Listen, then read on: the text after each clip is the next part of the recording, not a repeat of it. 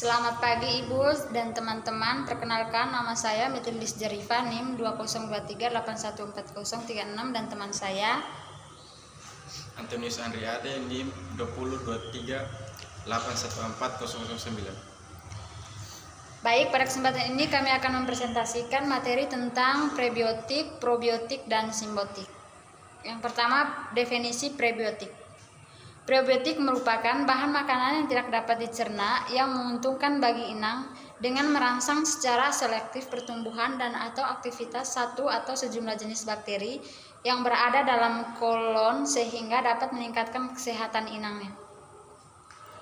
Probiotik juga merupakan senyawa natural dalam makanan yang terdiri dari olisakarida yang tidak dapat dicerna oleh organ yang mengkonsumsinya, namun memiliki efek baik untuk stimulasi pertumbuhan aktivitas pada mikroba usus.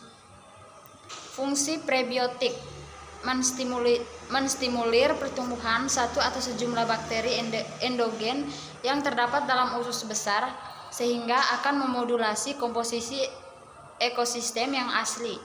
Yang kedua, meringankan sembelit, diare, atau terutama karena infeksi, mengurangi resiko osteoporosis, penyakit jantung, obesitas, dan kemungkinan diabetes mellitus tipe 2. Bagi anak-anak, 1. Mengurangi kolik, 2. Pencernaan sehat, 3. Menjaga kesehatan usus anak, 4. Mengatasi infeksi lambung, 5. Mengurangi racun dalam usus, 6. Prebiotik dapat menurunkan lemak pada anak, 7. Konsumsi prebiotik dapat mencegah eksim, 8. Prebiotik yang terkandung dalam susu dapat 9. Memperbaiki mood anak, 10. Anak tumbuh cerdas, 11. Anak tumbuh kuat dan hebat, 12. Daya tahan tubuh anak meningkat. Bakteri endogen yang terdapat pada usus besar manusia. Yang pertama yang menguntungkan, 1. Bifidobacterium, 2.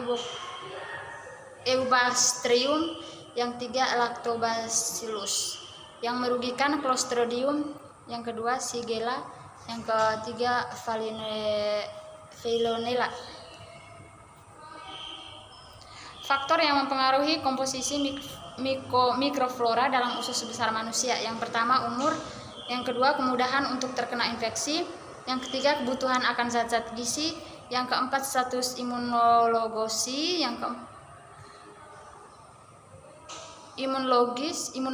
yang keempat pH usus besar, yang kelima waktu transit sisa makanan hasil pencernaan dan penyerapan dalam usus besar, yang keenam terdapat bahan yang dapat difermentasi oleh bakteri dan usus besar, yang keenam jumlah dan jenis bahan yang dapat menstimulir atau pertumbuhan bakteri paling berpengaruh. Sumber prebiotik. Banyak bahan pangan terutama olisakarida dan polisakarida termasuk serat pangan yang diklaim mempunyai aktivitas prebiotik. Tidak semua karbohidrat pangan, oligosakarida dan polisakarida merupakan prebiotik karena tidak semuanya memenuhi kriteria untuk digolongkan sebagai prebiotik. Buah-buahan, sayuran, dan sereal beberapa contoh makanan yang mengandung prebiotik antara lain tomat, artichok, pisang, asparagus, beri, bawang putih, bawang merah, sawi putih, sayuran hijau, kacang-kacangan, dan gandum. Kriteria yang harus dipenuhi bahan pangan sebagai prebiotik: tidak terhidrolisis oleh enzim atau terserap pada saluran pencernaan bagian atas sehingga dapat mencapai kolom tanpa perubahan struktur atau diekstraksikan dalam feses. Berperan sebagai substrat yang secara selektif dapat menstimulir pertumbuhan bakteri yang menguntungkan pada kolon atau usus besar. Mengubah komposisi mikrobiota usus sehingga menguntungkan bagi kesehatan dengan menekan pertumbuhan bakteri patogen. Meningkatkan efek yang positif bagi kesehatan inang. Mekanisme kerja prebiotik. Prebiotik tidak dicerna oleh enzim tetapi difermentasi oleh bakteri anaerob dalam usus besar. Prebiotik yang telah difermentasi dalam usus besar menghasilkan asam lemak rantai pendek atau short chain fatty acid atau SCFA dalam bentuk ases, propionat dan butirat, dan laktot, CO2 dan gas lainnya. SCFA tersebut oleh tubuh dipakai sebagai sumber energi dan menstimulasi pertumbuhan berbagai bakteri terutama Lactobacillus dan Bifidobacterium.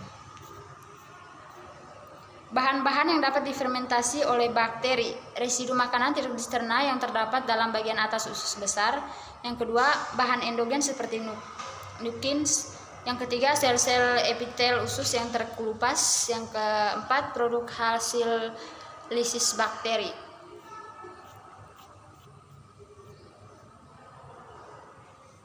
Inulin merupakan homopolimer fruktan yang diisolasi pertama kali dari tanaman Inulin helenium. Inulin juga ditemukan pada Chicory Dandelion Artichoke Robertin 2000. Inulin dapat diperoleh dari bawang merah, bawang daun, bawang putih, asparagus, pisang, gandum, barley. Inulin juga dapat diekstraksi dari umbi dahlia.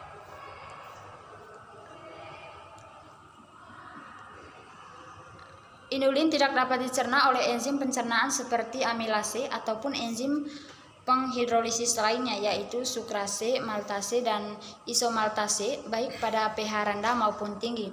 Inulin sering digunakan dalam medis dan farmasi karena dapat mengurangi resiko kanker usus besar dan menormalkan kadar gula darah pada penderita diabetes. Inulin dapat membantu metabolisme lemak sehingga mempengaruhi penurunan kolesterol dan trigliserida. Struktur kimia inulin. Yang pertama, fruktoligosakarida atau FOS. FOS merupakan oligosakarida yang terdiri dari monomer fruktosa yang dihubungkan dengan ikatan glikosidik. FOS memiliki struktur GIFN atau FM dengan huruf G menunjukkan satu terminal glukosa, F merupakan unit fruktosa, dan huruf N dan M menunjukkan banyaknya unit fruktosa dalam oligomer FOS. Antar unit fruktosa penyusunnya terdapat ikatan yang tidak dapat dipecah oleh enzim pencernaan, yaitu ikatan B21. FOS tidak terhidrolisis dan tidak diserap usus halus pada sistem pencernaan. FOS difermentasi oleh bakteri menghasilkan produk berupa asam laktat dan asam karboksilat rantai pendek lainnya. Keuntungan mengkonsumsi prebiotik.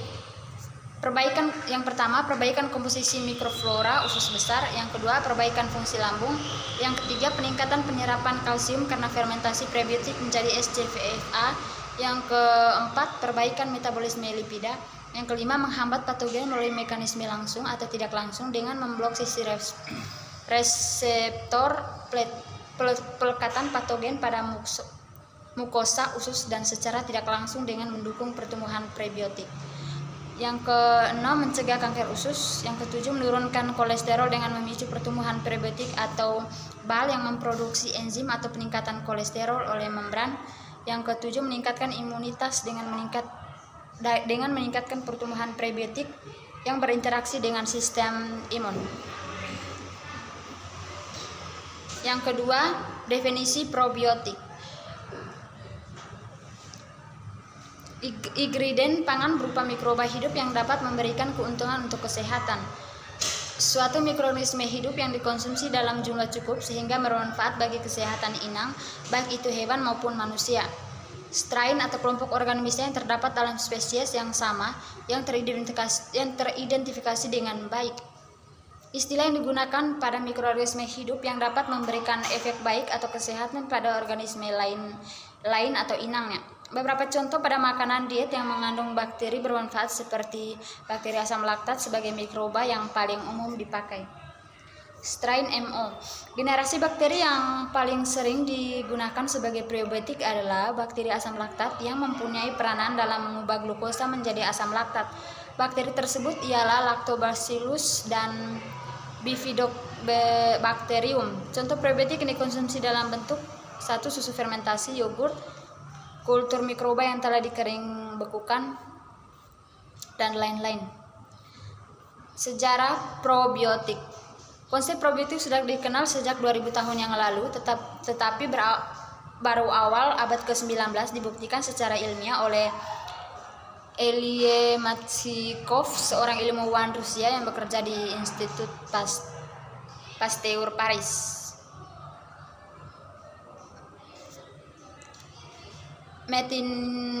Metnikov mendapatkan bangsa Caucasian yang mempunyai kebiasaan mengkonsumsi yogurt atau susu fermentasi tetap sehat dalam usia lanjut.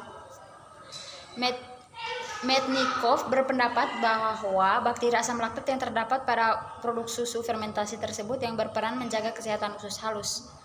Ilmuwan lain yaitu Henberg mengemukakan ide untuk menggunakan jenis bakteri yang sama dalam usus halus dengan cara mengisolasi dari usus halus manusia yang lain Lactobacillus acidophilus untuk memproduksi Acidophilus mills atau untuk memperbaiki produk yogurt sebelumnya. Produk ini disebut dengan yogurt milk yang sukses di Jerman dan beberapa negara Eropa lainnya pada awal tahun 1980-an. Selanjutnya, berkembang produk-produk susu fermentasi yang mirip dengan yogurt. Prinsip kerja probiotik yaitu dengan memanfaatkan kemampuan organisme tersebut untuk menguraikan rantai panjang karbohidrat, protein, dan lemak. Kemampuan ini diperoleh karena adanya enzim-enzim khusus yang dimiliki oleh mikroorganisme untuk memecah ikatan. Pemecahan molekul kompleks menjadi molekul sederhana mempermudah penyerapan oleh saluran pencernaan manusia. Di sisi lain, mikroorganisme pemecah ini mendapat keuntungan berupa energi yang diperoleh dari hasil perombakan molekul kompleks.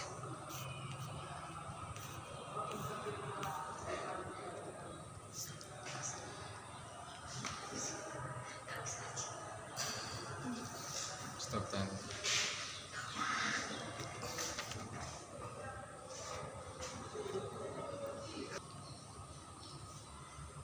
Mekanisme probiotik hingga dapat meningkatkan kesehatan tubuh. Yang pertama, produksi senyawa antimikroba khususnya patogen seperti asam laktat, asam asetat, karbon dioksida, H2O2, bakteriosin, returin, dan senyawa penghambat pertumbuhan bakteri patogen lainnya.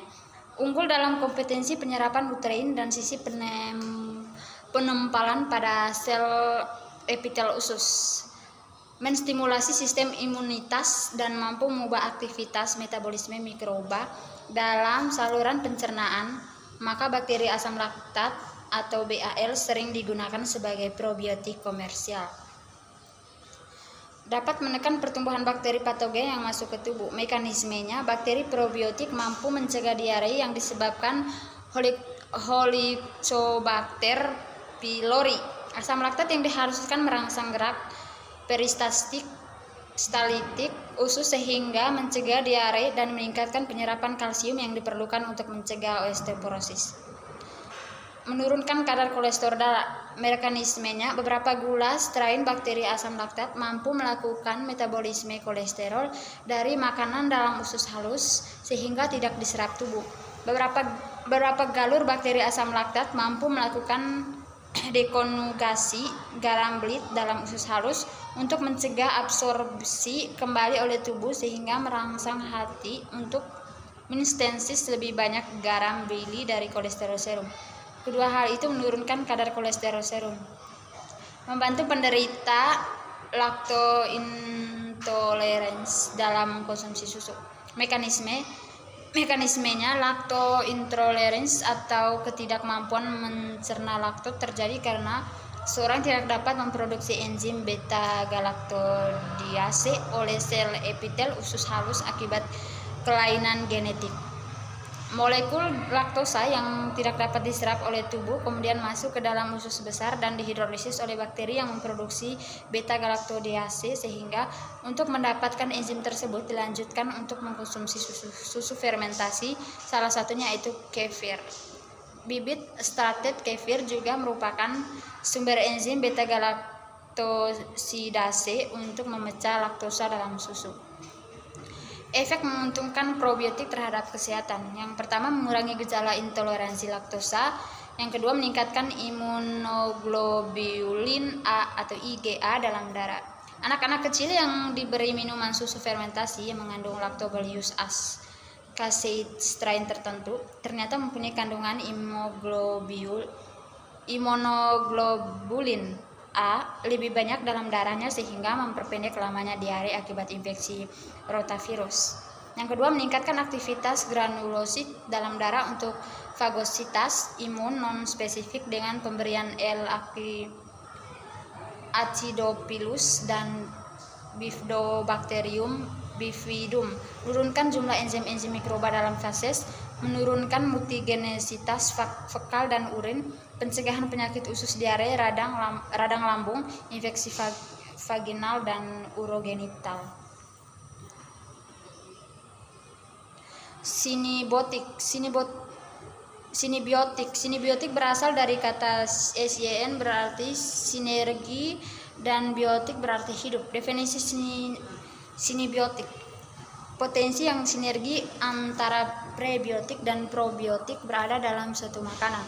Substansi prebiotik memiliki dampak positif bagi mikroflora usus, terutama bakteri probiotik yang berfungsi sebagai makanan dari probiotik, sehingga meningkatnya daya tahan tubuh probiotik karena substrat yang spesifik telah diperoleh. Contoh bakteri probiotik yang berkesesuaian dengan probiotik: yang pertama, Bifidobacterium dengan FOS, yang kedua Bifidobacterium dengan GOS, yang ketiga Lactobacillus dengan lactitol. Peran probiotik sebagai makanan. Probiotik terhadap kesehatan saluran cerna adalah secara tidak langsung pemberian kombinasi probiotik dan probiotik adalah untuk mengoptimalkan efek tersebut. Perbedaan prebiotik dan probiotik. Prebiotik adalah makanan untuk probiotik, sedangkan probiotik adalah mikroba baik. Ada perbedaan antara prebiotik dan probiotik. Probiotik bakteri yang ada di dalam usus untuk meningkatkan sistem kekebalan tubuh. Yang kedua, mencegah infeksi, diare, dan memperbaiki pola buang air besar. Yang tiga, contohnya yogurt, tempe, mie sup, dan produksi fermentasi lainnya. Sedangkan probiotik adalah makanan bagi bakteri probiotik, menstimulasi pertambahan jumlah bakteri produk di dalam usus. Contohnya ASI, Baries, pisang, alpukat, bawang bombay, bawang putih, bawang merah, dan asparagus. Baik Ibu, mungkin sekian saja presentasi materi kami. Sekian dan terima kasih. Selamat siang.